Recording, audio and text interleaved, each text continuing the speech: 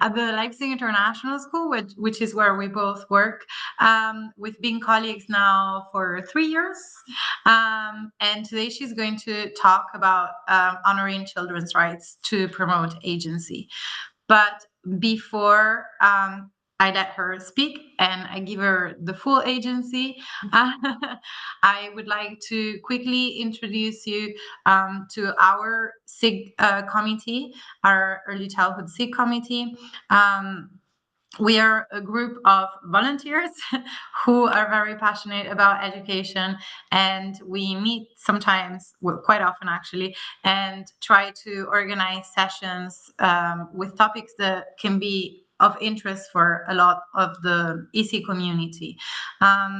We have a website, which I'm going to share the link of our website in the chat, so you can go and check there. We've been working on different, on modifying a little bit our mission and our values, and we're next going to try and work on the resources that we share with the community, so they're up to date and hopefully useful for people that are looking for some sources. And at the same time, we are also trying to stay connected with the community through LinkedIn. So this is our QR code. I'll put the link as well in the chat soon. But before we start with the session, if you're not part of our LinkedIn group, I would like to give you 2 seconds to scan the code and join our group. Because here is where you're going to be able to see like the next webinars or any updates or anything that we are going to share, that we would like to share with you. So here comes the link to, this is the link to our website, and here is the link to our LinkedIn. So you should have them both. And now I am going to shut up. Happy learning with Laura. Okay. Hi, everyone. Thank you so much for being here. I'm quite looking forward to this topic of talking about agency and how that ties into children's rights. It's a journey that we've been on here at LIS Kindergarten for the last year, and it's something that we've been diving into and exploring and seeing how we can promote both of these concepts together. So first, looking at this idea of honoring children's rights to promote agency, we have 2 main concepts that we're talking about here. We are talking about children's rights, and we're talking about learner agency. And these 2 feed each other. So without one, you can have the other, but with the 2, they really support each other going hand in hand. So that's what we're going to be exploring today, of honoring children's rights because every child has rights, and agency because every person is an agentic person.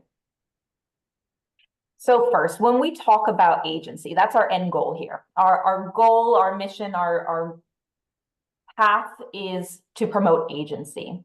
And one of the things that we probably all know is that this word is used a lot. We use agency, we hear it a lot, but do we all know and have a shared understanding of what that means? So the first thing we want to do is just share together. If agency is our goal, how do we know when we reach it? What does agency mean within early years? So this would typically be when we break out into a group, but I think we can stay together and just chat since there are about 6 of us here. So I'm happy if anyone wants to jump in. How do you define agency?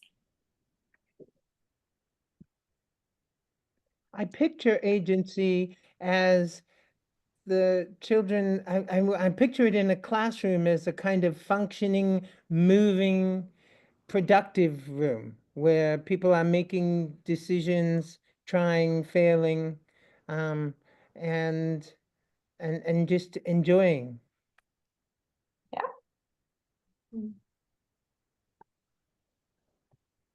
I think for me, agency, I can see it similar to be just their independence. Very similar to what you just said of like for them to freely obviously move through the space, but knowing who they are and how they fit into a social setting, that type of independence.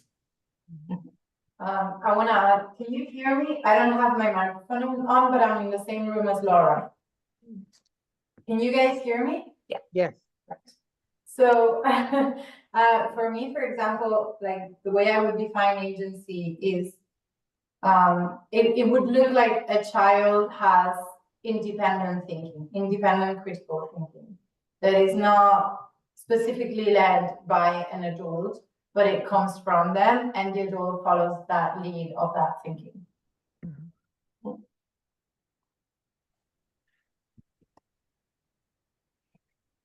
Awesome. Okay. While I was doing some research here, I found many definitions of agency, and at the core, they all kind of mean the same thing, but I just wanted to share a couple that came up within different organizations. So the capacity to and propensity to take purposeful initiative, the opposite of helplessness. So that's from the IB. Then agency describes the ability to identify valued goals and desired outcomes and to pursue these goals and outcomes proactively, purposefully, and effectively. And agency is defined as being able to make choices and decisions to influence events and to have an impact on one's world. So these were just some definitions, and I think we all at the core have a similar vision of what agency looks like within the classroom, but there are some additional smaller aspects that we can look at when we're talking about agency. So this has been an interesting read that I've in the process almost finished with reading this book here, The Power of Agency. And it doesn't speak specifically about young learners, but it talks about us as individuals. And something that's important to know about agency is we cannot give anyone agency. We cannot take away agency. Well, you could take away agency, but we cannot give anyone agency. You are born with it. And it's like a muscle. It is something that needs to be developed and practiced and worked on. And so this was an interesting example of different types of like a pattern or a continuum of agency. So we're really looking at judgment and inaction. So we've got sound judgment and poor judgment, fearful inaction, and confident action. And I loved the examples of one of these. So when we're talking about agency, an individual who has developed agency is really thinking through their processes. They're thinking about the way that they're thinking with metacognition, and they're confident in the actions that they're taking.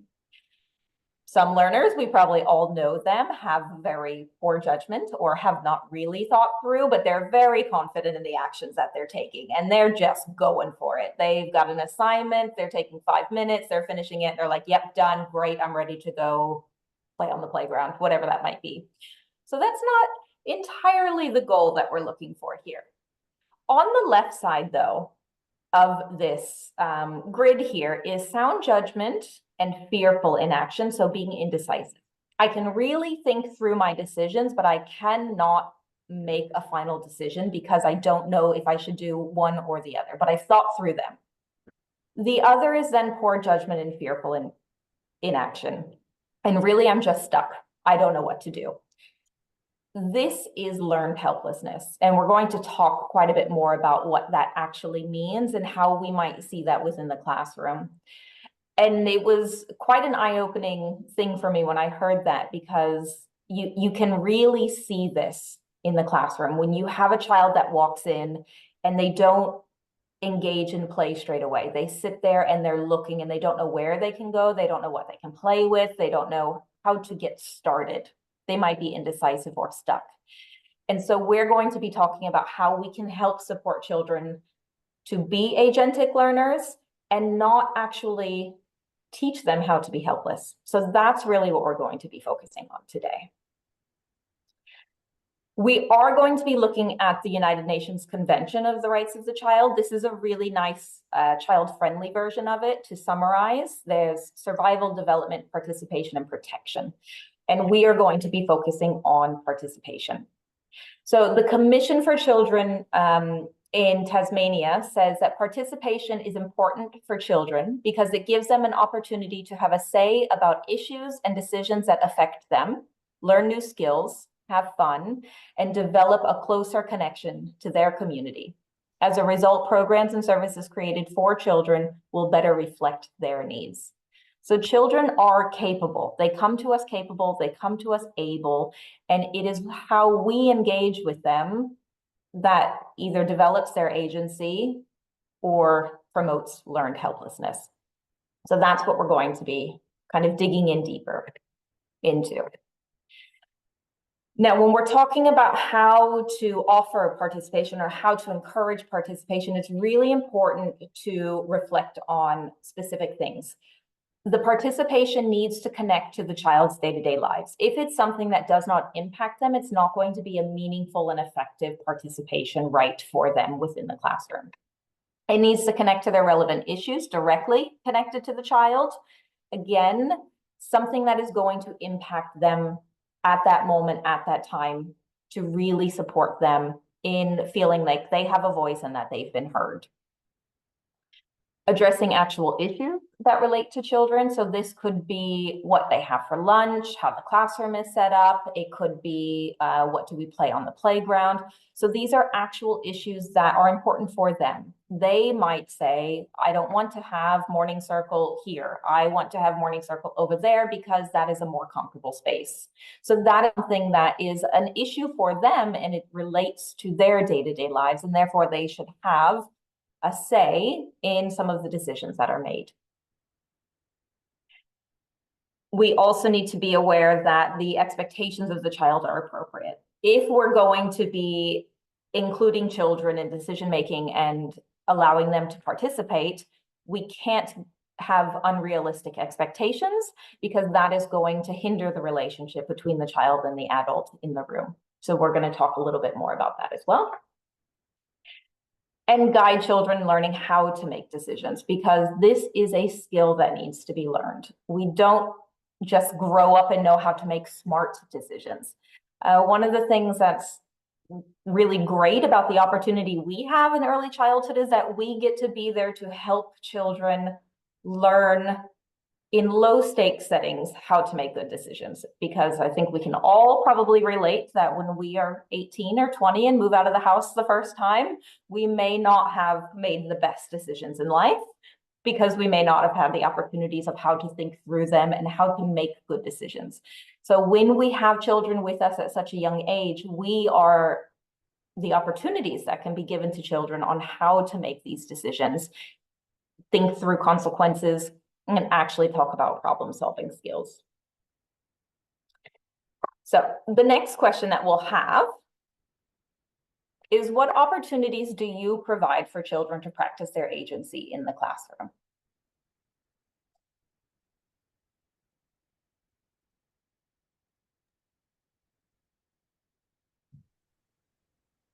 I maybe have an idea. It's a very good topic. I think something simple as we have free flow snack time where they can have that autonomy of when they're hungry. This also teach them to take care of their body and understand their own bodies as well. So we do have a time when we all sit together, but they also have the choice. If they're hungry or they're thirsty, they need to go to the bathroom, they can make that choice and go do that. I don't know if this is in the correct way you were thinking, Laura. Yeah, absolutely. I think that's such a great thing. I also just had a conversation with another kindergarten lead nearby us in Germany, and they actually have these lunch cards, and it's 12 children are able to eat lunch at a time, and they grab a card when they're ready, and then when they're done, they just go pass it to the next person because we're not all hungry at the same time. And I think it's such a great skill that we can help children learn, that they don't eat just because it's the time to eat, but they eat when they're hungry. And that's going to help later in life. You're going to, learn about your body and have self-awareness of what it feels like to be hungry and full. And so I think it's a valuable skill that we can teach children.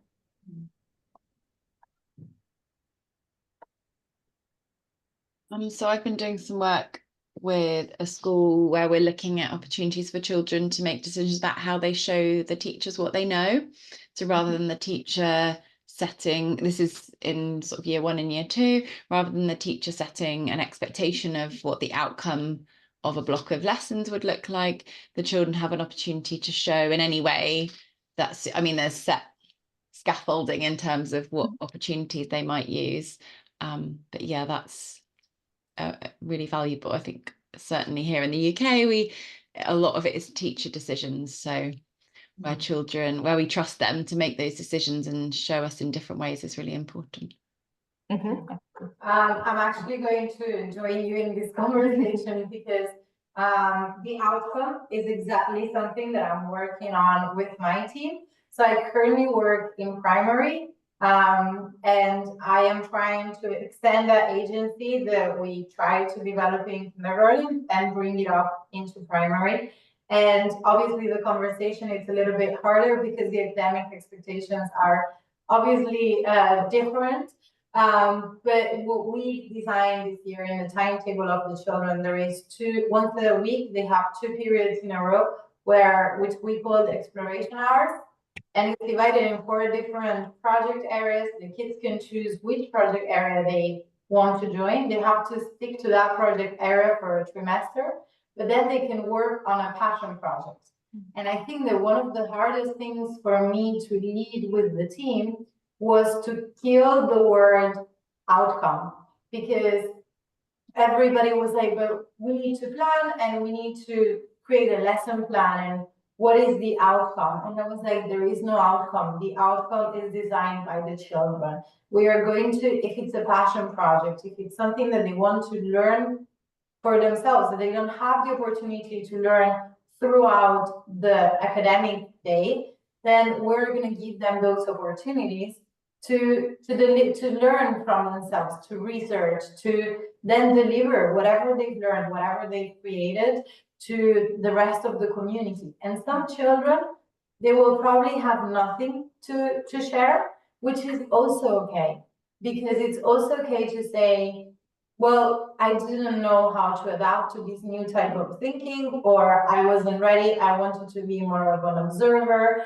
I'm not feeling comfortable yet, sharing my wonders, and all that, it's fine. But it is very hard to work with, to try and change the mindset sometimes.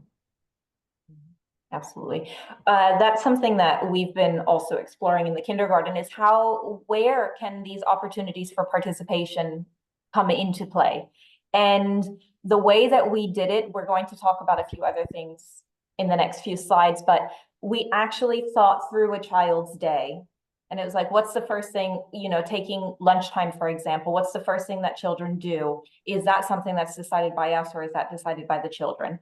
There were a lot of conversations around, what utensils to use and eating with hands, if it's culturally, if that's the child's culture. So those were all of the conversations that we had that were really interesting. And it is going to be, when children are able to make their own decisions, of course, it's going to be a novelty at the start, because it's new for them, but that is the learning opportunity of how to explore. Last school year, when it was -15 for like a week, some people who are only from tropical places, that's very difficult for myself. So I can imagine for the children, and we decided to open an indoor room. And it was, the children had the choice, do I go to the garden or do I go to the indoor room? The parents had a very difficult time accepting that children were making this choice for themselves, because fresh air and need and all of that. And it was quite interesting to see how the progression changed. At the very beginning, only a handful of children stayed inside. And it was those that thought that the sensory experience of wearing the snowsuit was too much. And so it was a stressor for them to go outside. So of course they wanted to stay in. And then the next week, there were more and more children staying inside because their friends were staying inside, and this is natural. And by the end of the second week, you had a large group of children staying inside because that was the choice that they wanted to make. So they were confident in their actions, but they didn't quite think it through. So they were a bit of that overconfident in the grid. And after 10 minutes, they said, can I go outside now? Because I don't want to be in here anymore. It's like, absolutely, you can. You just need to go get dressed, and then you can go ahead and go downstairs and we'll open the door for you. And that was a learning process for them. They didn't have the judgment part because they didn't think about the process of what that meant of the decision until they experienced it. So that's something that we can provide those opportunities for children, and that is for them to practice their agency. Did they think through what was their judgment, and then were they confident or inactive within their decision making? So if we think about how we can support agency while looking at children's rights within the classroom, one of the big areas is routines. And this is something that I didn't think through a lot. I think we have the nature of schools is a lot of stuff is done and decisions are made by the adults, the educators, because there's operational constraints, there's organization, there are things that just need to be done. And it is the nature of it that some decisions are made already. So when we look at routines within the classroom, think about your classroom environment and is it set up to support agency? Do children have access to the materials, or do they need to ask for them? Are there some things that are put higher on shelves and some things that are lower? Are there routines in place for children to get new materials if they need it? For example, pencils. If the pencil is not sharp anymore, do I know what the process is, or do I need to ask? Do I need to ask for something? Who passes out the materials? When you're doing a project together, whether it's, a phonics book or if you're doing an art project, who's passing out the materials? Because if it is the adult in the room that is handing out the materials, we're taking away the decision process from children. We're taking away their agency and not helping them to practice it. There is a thought of this doesn't belong to me. I have no ownership. I have to wait for it to be given to me.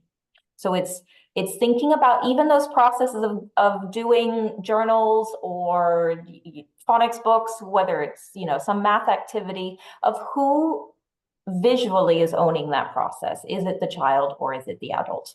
Do you have the routines in place of it is time for us to do this? You know where your materials are, you can go get them and you can come back. If something is missing, then you know where everything is to be able to replace it. Leo mentioned something about toileting and eating as well. What languages were used around going to the toilet, around eating, around drinking? Are children asking permission? Because the bathroom and eating and drinking are human needs that you don't need permission for. And that is different from informing someone that you're leaving the room, because we must always know where the children are. So rather than saying, may I go to the bathroom? It is, I'm going to the bathroom.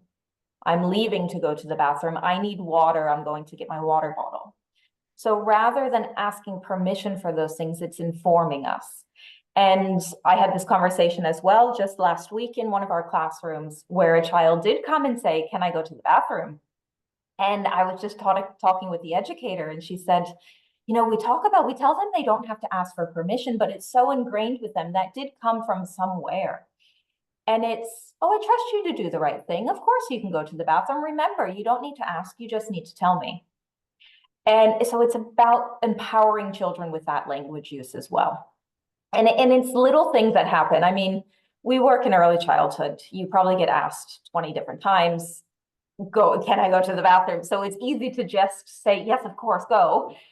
But if we just take that extra few seconds to help them shape their thinking, you can, of course, go. Thank you for letting me know that you're leaving the classroom, but remember, you can always go to the bathroom.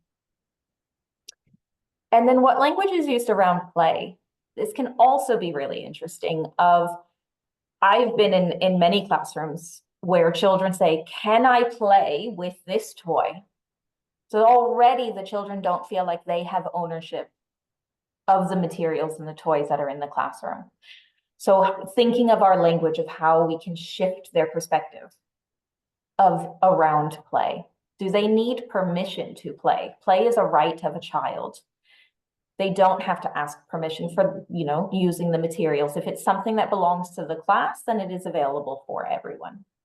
So those are just some of the things to think about when looking at routines of the classroom. Then decision-making. This is a big one. As I said, it's a skill to be learned. Children do not know any person, no matter the age. We don't know, we're not born with the ability to make smart decisions. We can always choose between one thing or another most of the time.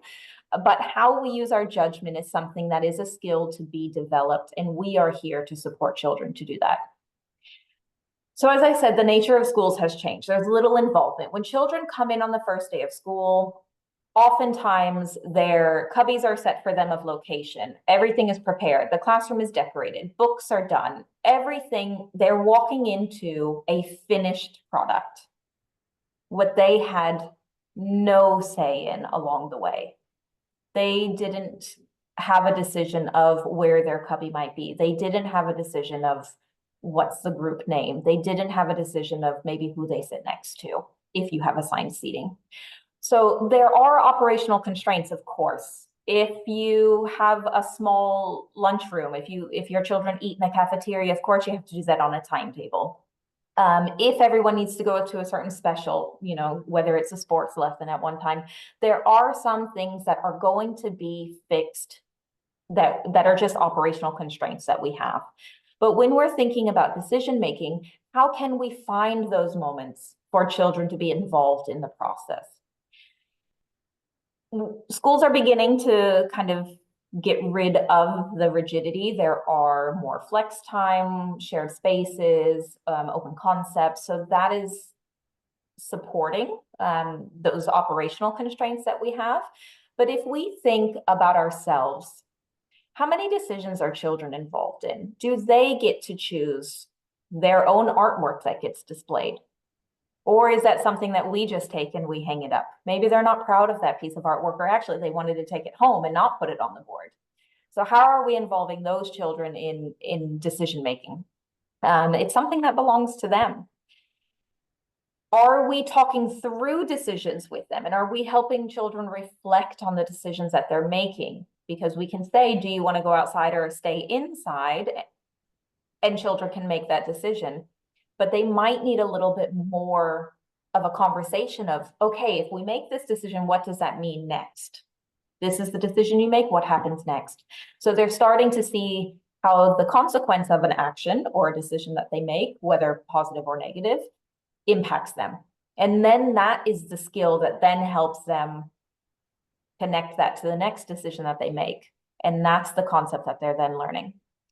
And decision to support their ownership. So when they're involved, when children are involved in their classroom setup, they're going to own that. They're going to respect it more because it is something that they were a part of, and it brings ownership with it. If you have a problem with destroying materials or not respecting resources, it's often because children don't think it belongs to them. And fair enough, yes, we respect spaces, but once you have ownership of something, you have a different connection to it, and that impacts how children interact and engage with things. So if we're thinking throughout our day, and sometimes it's you just go into autopilot. So when we're reflecting as educators, there are some decisions that we can reflect. And this might be an uncomfortable reflection, but I want to just put it out there. Am I making a decision for a child? Are they sitting in certain spaces at tables? Do I have assigned seating in my classroom? Is that a choice that I've made for a child? Am I setting what the art project is? Am I setting the outcomes? Are those decisions that are being made for children rather than with children? One of the simplest things that we actually talked about when we talked about eating here is typically the utensils that are needed for that meal at lunchtime are what's put out, and children take what's put out. But that's already a choice that we're making for them. Why not? How hard is it? We just put one more bucket of forks, spoons, or knives out and let children decide what they need for that meal, rather than us making that decision for you. do I need to make that decision, or is it something low stakes that children can make a decision for themselves? Of course, health and safety will always be our limit. We don't let children be in charge of their own decisions when health and safety is concerned. But if it's a bit cold outside and a child doesn't want to wear their jacket, when they go outside, what's going to happen? They're likely going to feel quite cold and then put their jacket on. So it is something of, you don't need to put it on, but you can bring it with you. Bring your jacket with you and let's see what it feels like outside, because that's another learned experience. I've had so many children in my past career that come and they're just on the playground and they're just dripping with sweat. And they're like, I'm so hot right now. I'm like, oh, okay, I see you're wearing 2 jackets. What might we be able to do to feel a bit cooler? And it's actually something like, I have no idea. And I was like, well, I see you're wearing 2 jackets. Do you think you need both of them right now? Or could you remove one of them to feel a bit cooler? And they're like, oh yeah, I could do that. I could take off my jacket. So again, we're taking them through that experience and we're helping them to reflect on it. This is a hard one. Am I making the decision because it's more convenient for me as an adult when we're in a room with 20 children? Is it just easier to make the decision for everyone, and therefore we've got some order, we've got some calm? But is that something that actually needs to happen? Or can I give up a little bit of that sense of control of the classroom to allow children to have a learning experience? Okay, so those might be some uncomfortable questions to ask yourself, but they're simple things that I think we go through the routines of our day. Sometimes we go into autopilot on certain things. And it is one of those moments where we can stop and say, have I made a decision for a child? Did I need to? And was it just because it was easier for me? One of the things that happened with us this school year is that one of our groups started the school year without a class name, so that the children were able to come in and do it themselves as a group.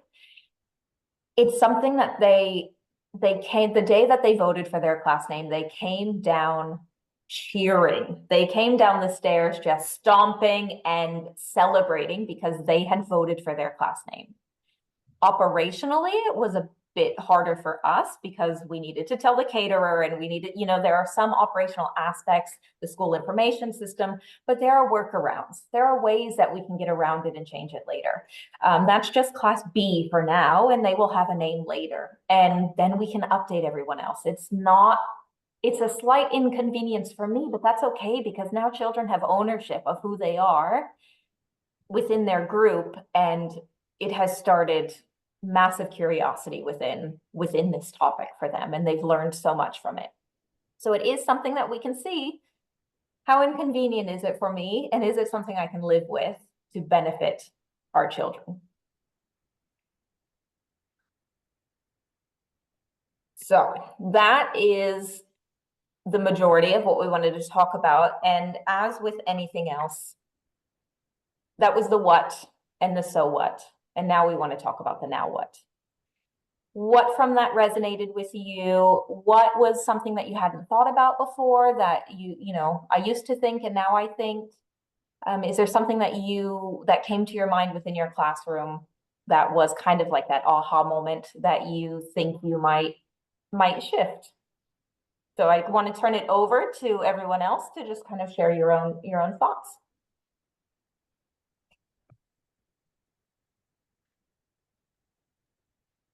I'm not muted, am I? No.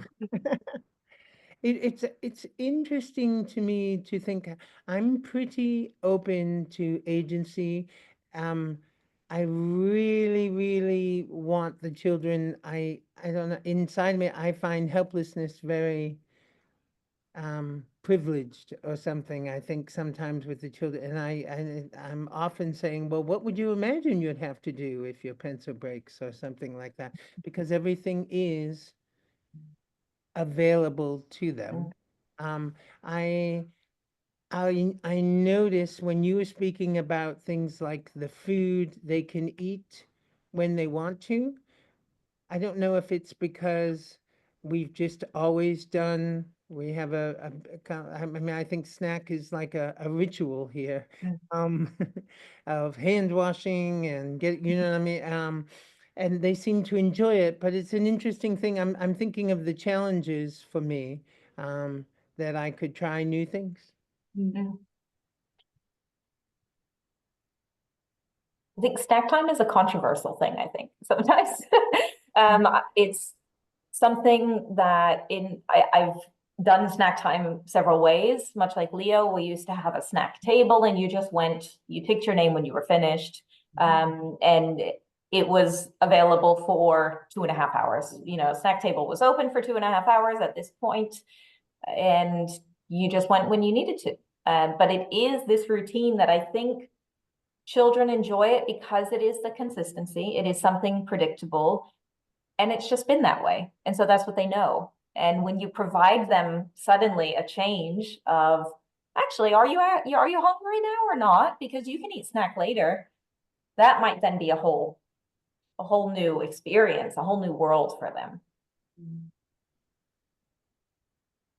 I will add on to that. It is hard for some children to make that decision by themselves, because you're right, like around snack time, it is a community building thing. But I always see food brings people together in different cultures. So my kids, like I said, they have their free time to have snack, but if one starts eating, they all join. And then the community all have snack together, basically, because they all sit and chat.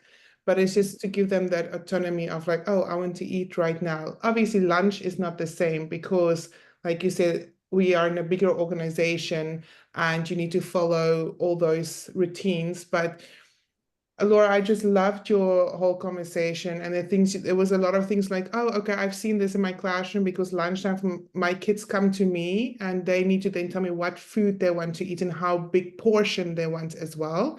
They can tell me if they want a bowl or a plate, a spoon or a fork, and they need to then carry it. So that's a whole different like skill to practice the balancing to the table. Please don't drop your lunch on the floor. There's not enough food. That's what goes through my head.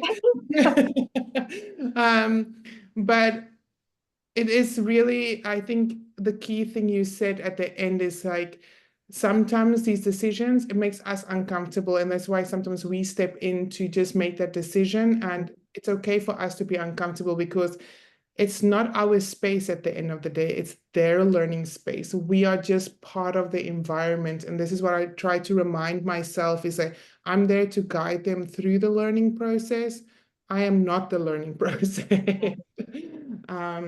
So there's a lot of things you mentioned. I'm just like, yes, I think the biggest challenge at the end of the day is to have this mindset through a whole department or with your teaching partners, or because I am very free in my classroom. My kids even have the choice if they want to come in with because we need to change shoes when they come in. This is the Swiss culture. But I give them the autonomy. Do you want to come in with shoes or no shoes? And a lot of my kids decide just to come in with their socks. Now, obviously, it's slippery. So then I communicate to parents, please send in non-grips or grippy socks so they don't slip in the classroom. And other teachers, obviously, they don't like that. They need to have shoes. So I think that's the biggest challenge when it comes to autonomy, is like to get everybody else on the same page and to also give them that opportunity. This is just my thoughts.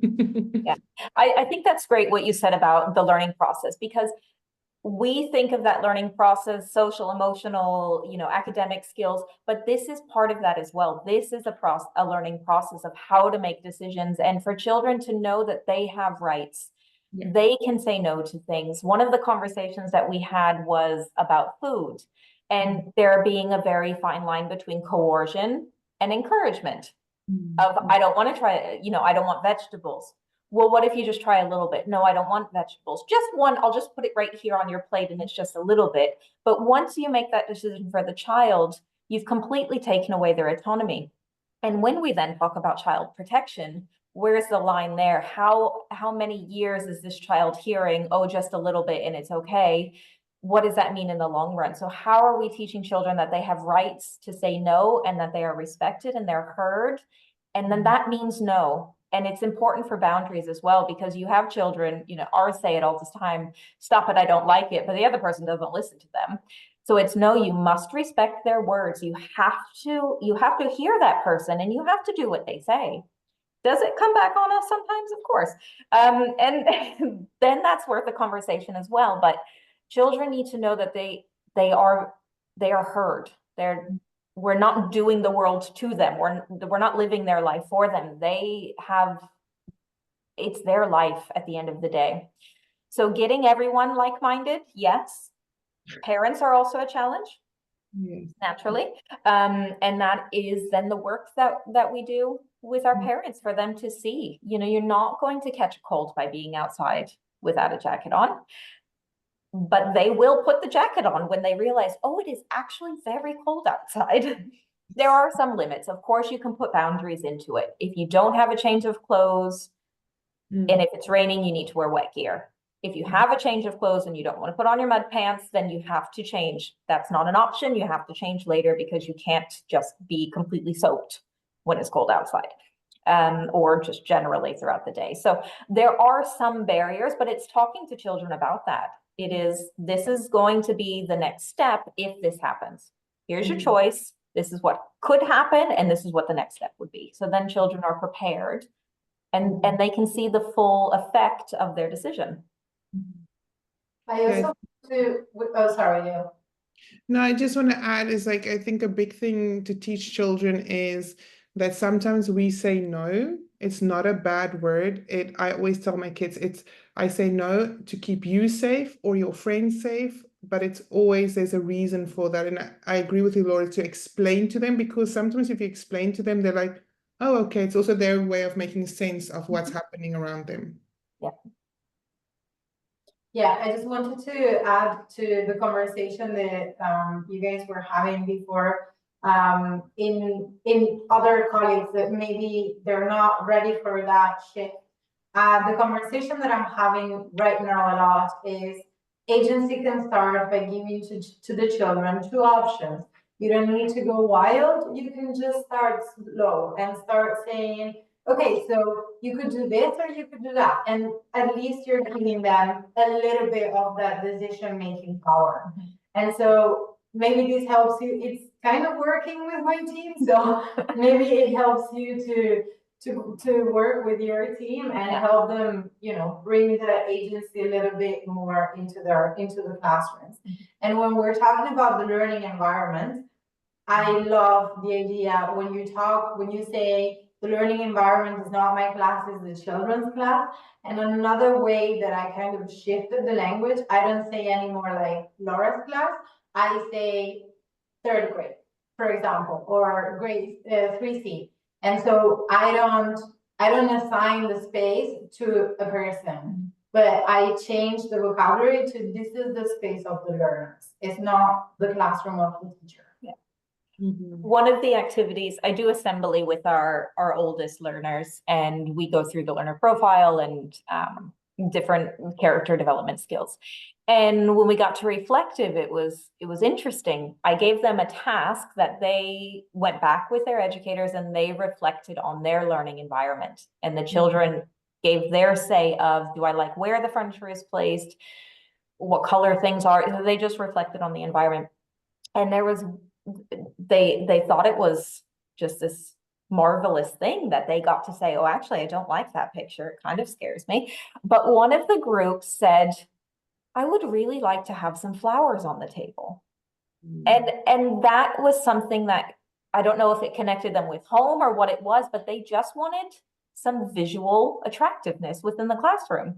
And it was such an easy thing, not fake flowers because yes, but they just got a little thing of fake flowers for every table to have it in the center. So rather than it being a cup of crayons in the center of the table, it was a pot of flowers. And they were so proud of that. When I came to visit the classroom the next day, they just wanted to show their flowers.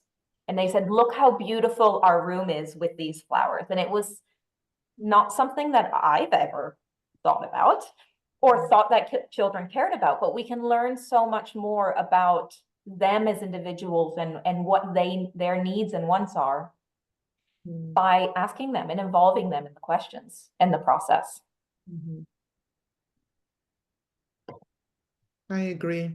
But My kids love it too. I just did it actually before the October break. It's like, I'm going to change things. What do you like? What don't you like in the classroom? What do you want to stay?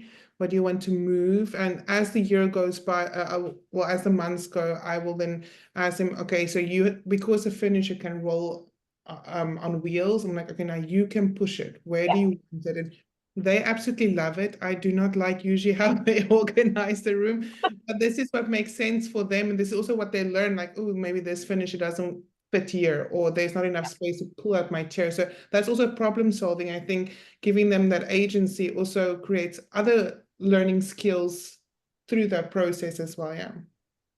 We had one group that said there were too many tables and chairs, which I love. I love that as a reflection. And so they took out some of them. And then the question was, where would you eat your snack? And they said, why can't we just have a picnic on the floor? I was like, you can absolutely have a picnic on the floor. That's a great idea. And then some others just pulled up a bean bag next to the window and said, I actually want to look outside at the trees while I eat my snack. And why, of course, why wouldn't you be able to do that? This is your space and you have a gorgeous view. Go enjoy it. Everyone might not want the community aspect of mealtime, maybe being more introverted or just needing a moment to reflect and rejuvenate. Sitting outside and looking at nature was what they needed. And that we will only learn by asking those questions and getting children involved. Mm-hmm.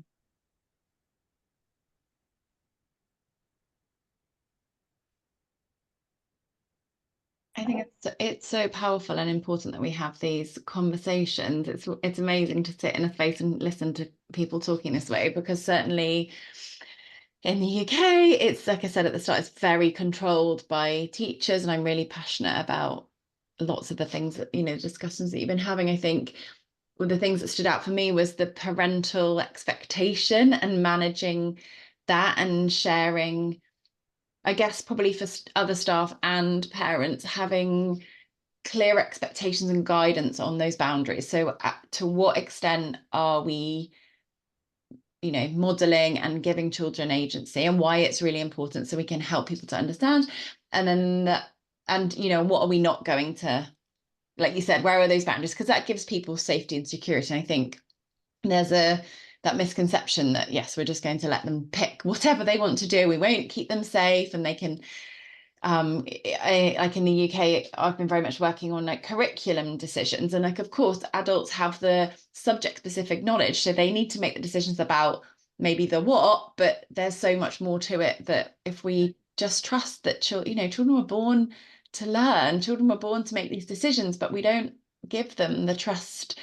And then we wonder why they're passive, or why, they sit there and go, oh yeah, what should I do when I don't have a pencil? Well, they've not been ever trusted to make those decisions before. But certainly I think there's so much complexity in parental expectations and how parents feel. And then we have a lot of children who, probably a range, but certainly from my experience, a lot of children who don't grow up in families where they have agency. At home they don't have any choices, and then they come to school and they don't have any choices. So this is such a big shift, and it's really fantastic to hear these, because there's small little steps that we can be making, and that's important. That's such a good point. Is we might be the only environment where children are able to learn these skills, and we're helping them in learning how to make decisions, how to make effective decisions, but also in how do they know what's right for them and what's not right for them. That is something that is a skill as well. And I wanted to quickly talk about parents as well, but also with staff. So Leo, as you're saying, we had some fear and some worry around things of the difference between rights and responsibility. Just because children have rights does not mean that they have no responsibilities. And they still have responsibilities of children have the right to choose which cutlery they use and what they're going to eat and all of that, but they are responsible for tidying up after themselves. Those are different things. And because we're talking about children's rights, they do not lose responsibilities. Children still have They still need to be responsible people within our world. And we have a shared community that we're taking care of, and they're still responsible for that. So those are not the same things. And that was an interesting discussion that we were having of rights and responsibilities do not cancel each other out. They feed each other. And so that was an interesting thing to think about. You're still responsible for keeping yourself safe, for keeping others safe. We can't take that away. You don't have the right to hit someone. That's not a right that you have. And you have the right to participation and to be part of your decision-making process, but you don't have the right to be disrespectful. Those are different things. And that was a really rich conversation that came up at one point when we started digging into this.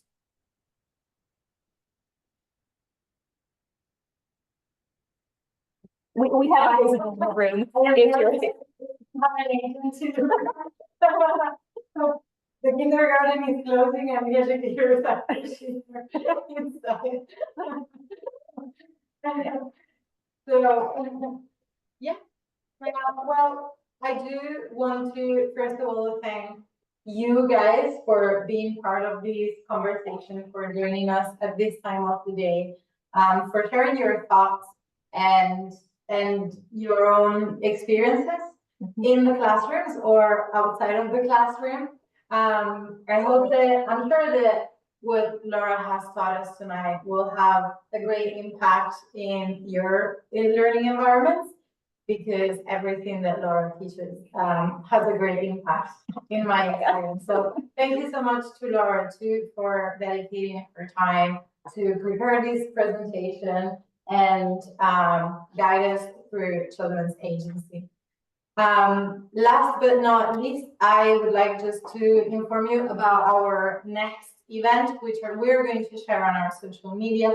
So we're organizing a call for early childhood leaders on the 7th of November, where our goal is basically to gather some data and information of topics of interest that you would like us to tackle and to organize webinars in the future. So if you have the opportunity to join us, or if you know anyone that could join this meeting or should join this meeting, then please let them know. And yeah, I think with this, we're going to say good night to everyone. And thank you. Lovely seeing you again, Laura. You as well, Leo. Thank you for joining. Thank you so much. And thank you, everyone. It was a great conversation, and they only get better the more we share what we're doing. Thank you very much.